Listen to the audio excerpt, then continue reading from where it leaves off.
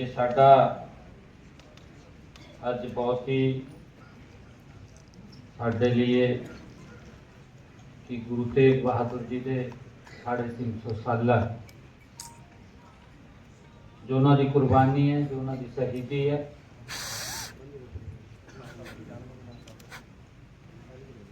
विश्व में इतनी बड़ी कुर्बानी शायद किसी परिवार ने ना दी होवे। इतनी बड़ी कुर्बानी गुरु तेग बहादुर जी ने धर्म और राष्ट्र की रक्षा के लिए दी है। उन्होंने त्याग, तपस्या, उन्होंने शिक्षाएं हर घर विच फैले। उहदे लई अज रोड़ी विचों उस यात्रा नूं शुरू किया। अलग अलग थावां ते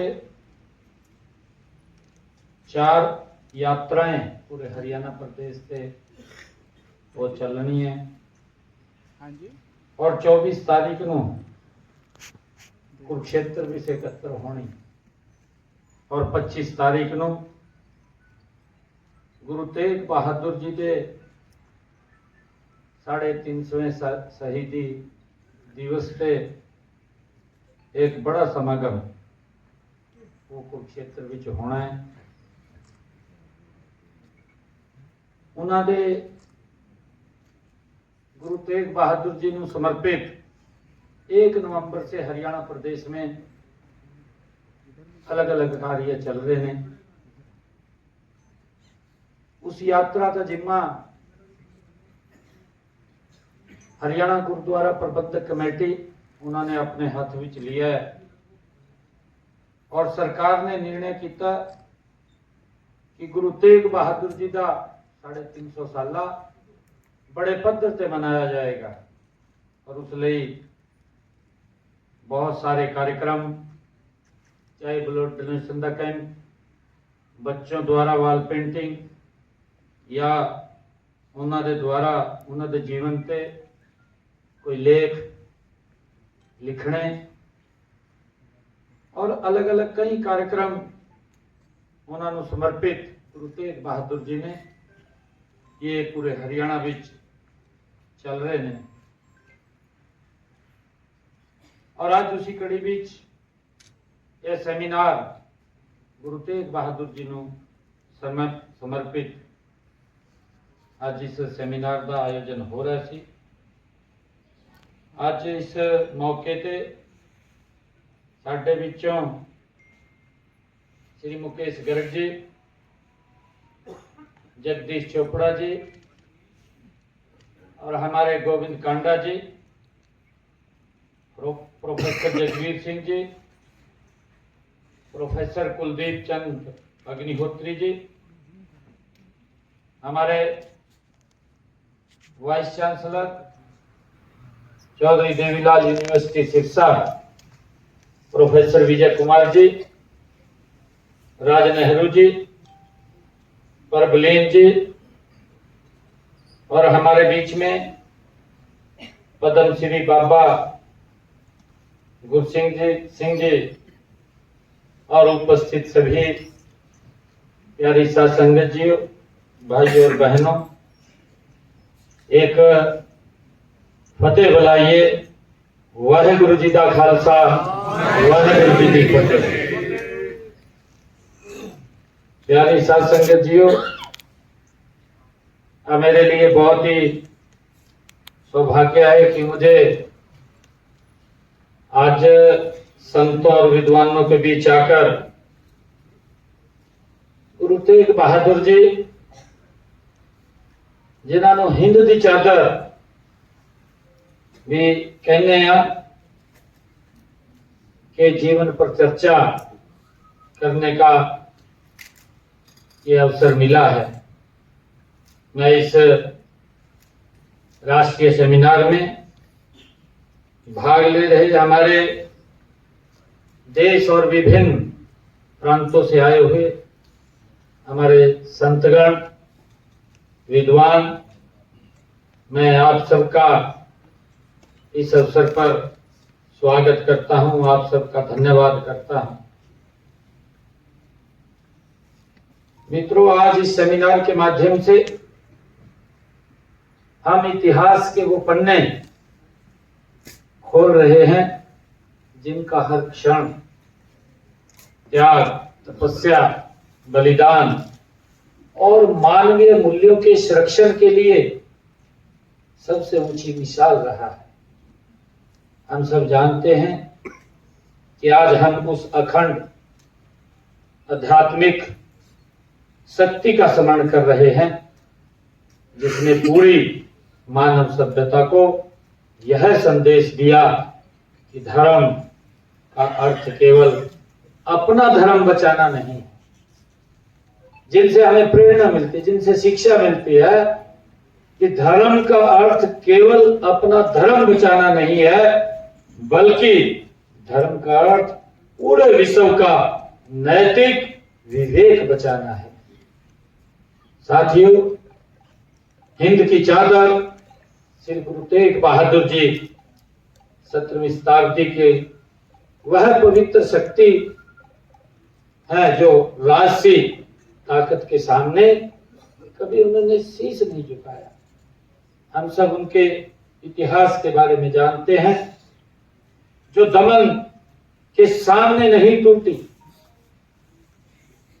जो दमन के सामने नहीं टूटी और जिसने इतिहास में यह अमर नारा लिख दिया, सिर दिया पर वचन नहीं तोड़ा।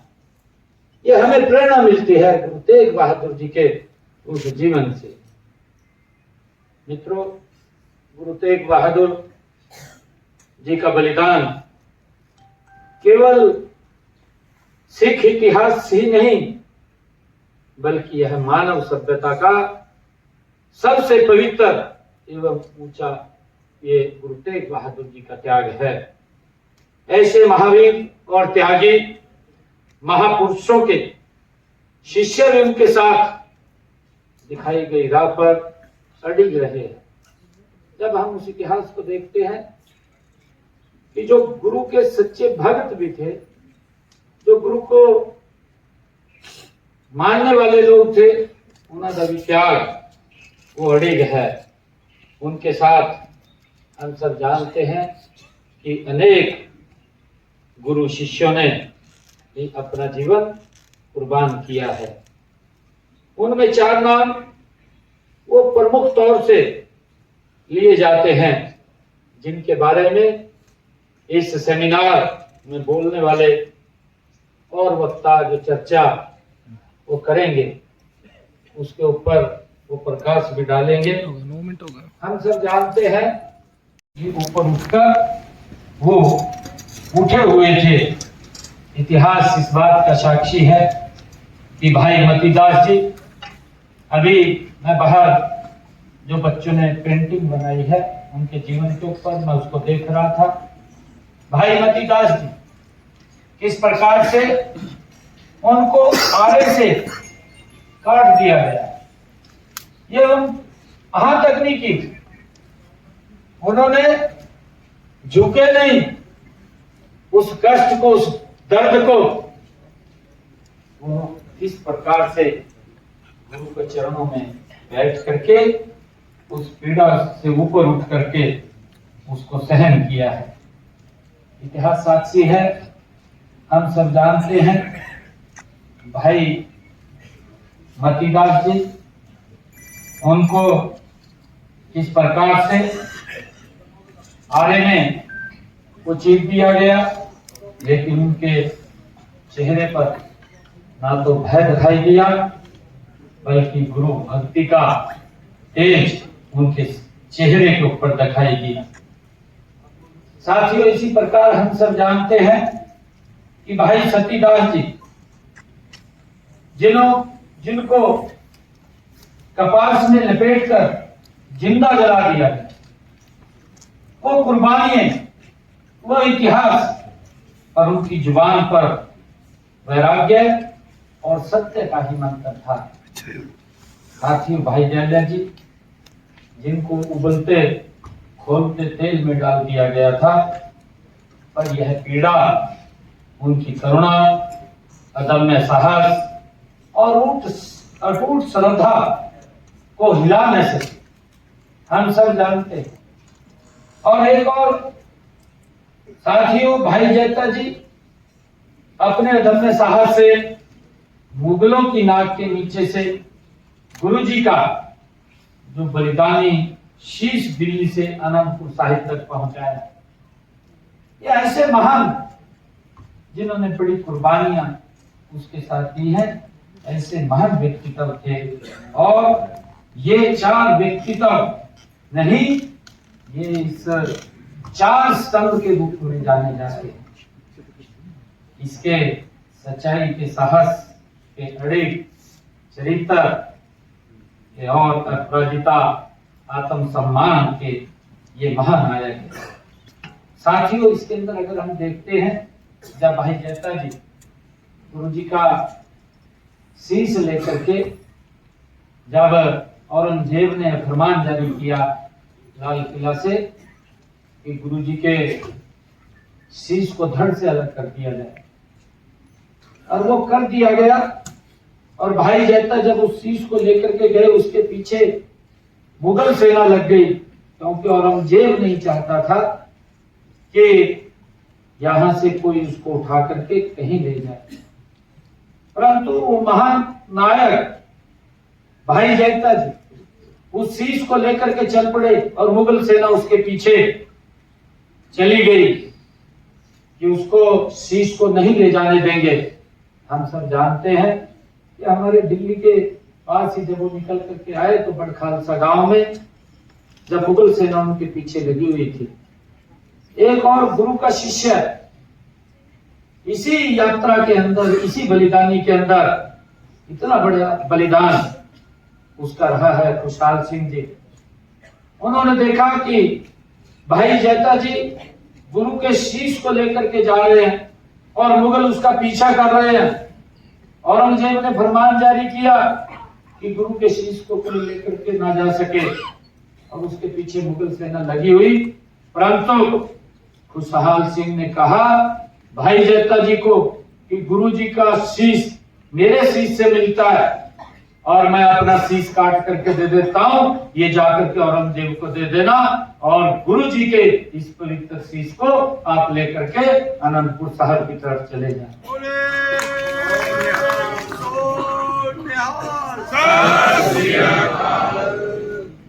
ये इस प्रकार की अदम्य साहस, और गुरु जी के वो शिष्य जो गुरु जी के साथ चल करके जिन्होंने बड़ी कुर्बानियां दी है। साथियों के बलिदान से देश की संस्कृति में एक संदेश सदा के लिए अमर हो गया कि सत्ता हार सकती है, हथियार टूट सकती है, पत्थर के किले खंडन हो सकते हैं, परंतु धर्म और त्याग कभी टूटते नहीं हैं, कभी झुकते नहीं हैं। ये संदेश, ये अमर संदेश, ये गुरु तेग बहादुर जी के जीवन से हमें मिलता है। ये सिद्धांत अमर रहते हैं, हम सब जानते हैं। साथियों, आज हम टेक्नोलॉजी के युग में जी रहे हैं। हम एआई, रोबोटिक्स, क्वांटिंग और डिफेंस टेक्नोलॉजी, अल्ट्रा मॉडर्नेशन की बात करते हैं, तो यह सवाल भी जरूरी है कि भारत को 21वीं सदी सुपर पावर क्या बनाएगा?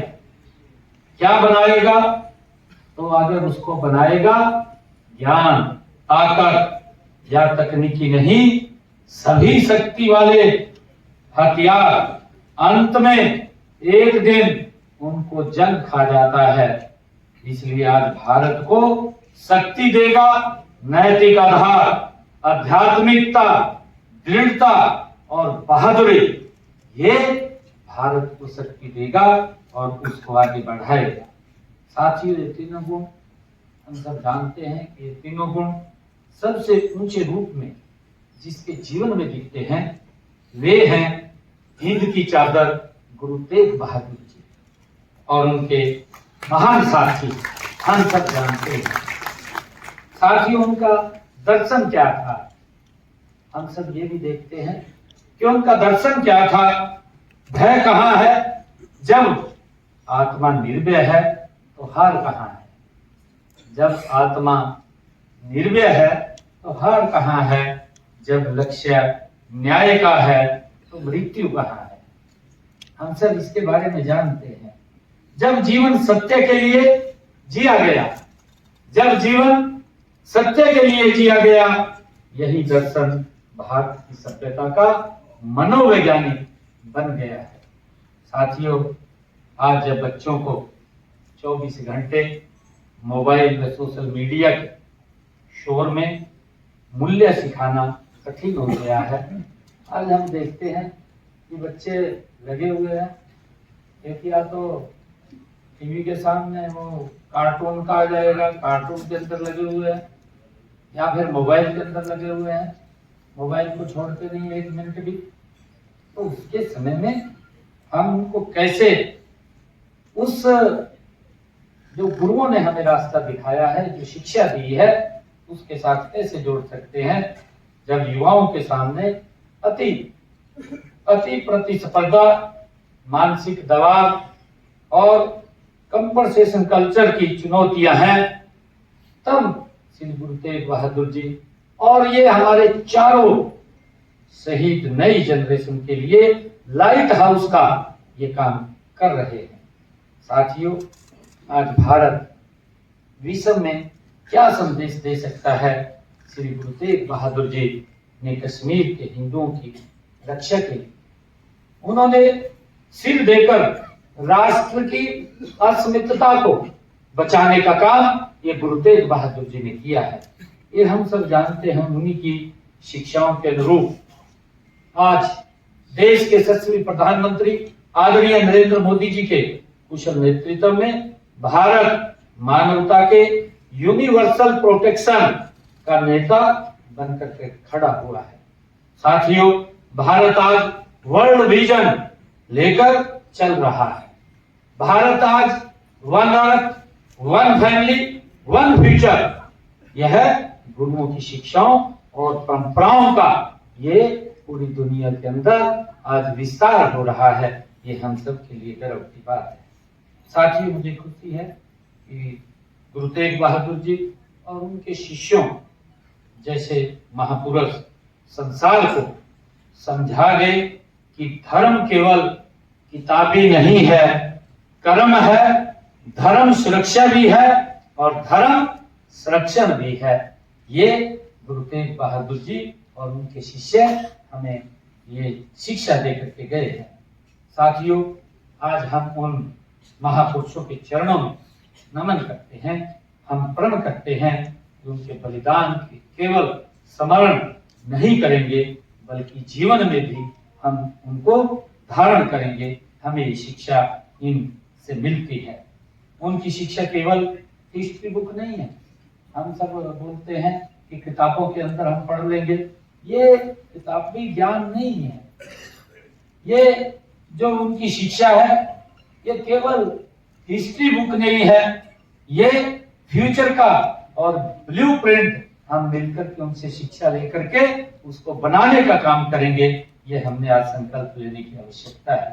साथियों, आज मैं ये कहना चाहता हूँ कि देश के यशस्वी प्रधानमंत्री आदरणीय नरेंद्र मोदी जी के कुशल नेतृत्व में हमारी हरियाणा सरकार भारत की आध्यात्मिक यात्रा और विरासत को वैश्विक पहचान दिलाने में कोई कमी नहीं छोड़ रही है, निरंतर उसको आगे बढ़ाने में लगी हुई है। आप देख रहे हैं हमारी जो आध्यात्मिक शक्ति है वो कहीं न कहीं विलुप्त हो गई और आज जब से आदरणीय प्रधानमंत्री नरेंद्र मोदी जी इस देश के प्रधान सेवक के रूप में जिम्मेवारी उनको मिली है, आज हमारी आध्यात्मिक शक्ति का भी आज आप देख रहे हैं उसका संरक्षण हो रहा है। हम देखते हैं कि पिछले 11 वर्षों में सिख विरासत, महापुरुषों, गुरु गद्दियों, ऐतिहासिक स्थलों का जो महत्व मिला है वह हमारी राष्ट्र नीति का हिस्सा है।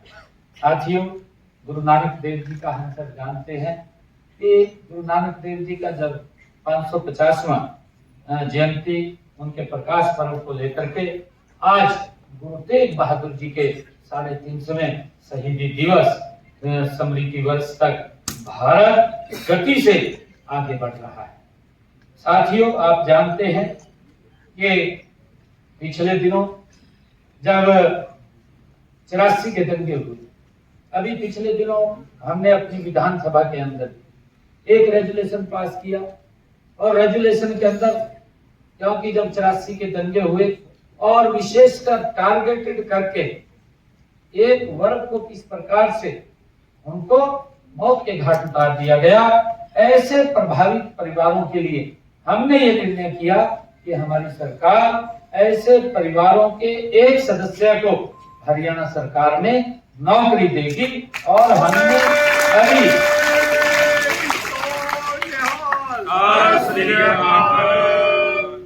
हमने अभी कैबिनेट में यह भी फैसला किया। अभी 3 रोज पहले हमारी कैबिनेट की बैठक थी, उस कैबिनेट के अंदर हमने ये फैसला किया कि हमारे हरियाणा प्रदेश का अगर वो बाहर भी किसी राज्य के अंदर अगर वो इन दंगों से प्रभावित हुआ है, वो चला गया है, तो ऐसे परिवारों के एक सदस्य को भी हम नौकरी देने का काम करेंगे। ये निर्णय हमने किया। साथ ही हम जानते हैं कि 2022 में हमने हरियाणा प्रदेश के अंदर पहली बार सिख गुरुद्वारा प्रबंधक कमेटी उसको बनाया, ताकि जो सिख समाज की लंबे समय से मांग चल रही थी कि अपनी गुरुद्वारा प्रबंधक कमेटी होनी चाहिए, उसका चुनाव होना चाहिए, हमने उसको पूरा किया है। साथियों, इससे हरियाणा में सिख समुदाय स्वायत्ता भी इससे मिली।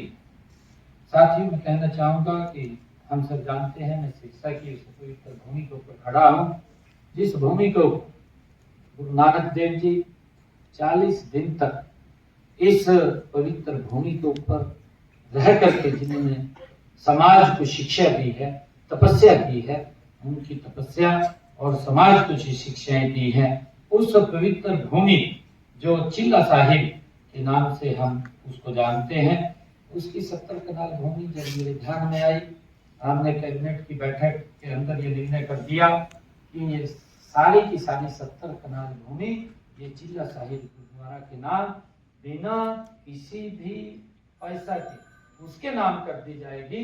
तो उसको नाम करने का कार्य हमने किया है, ताकि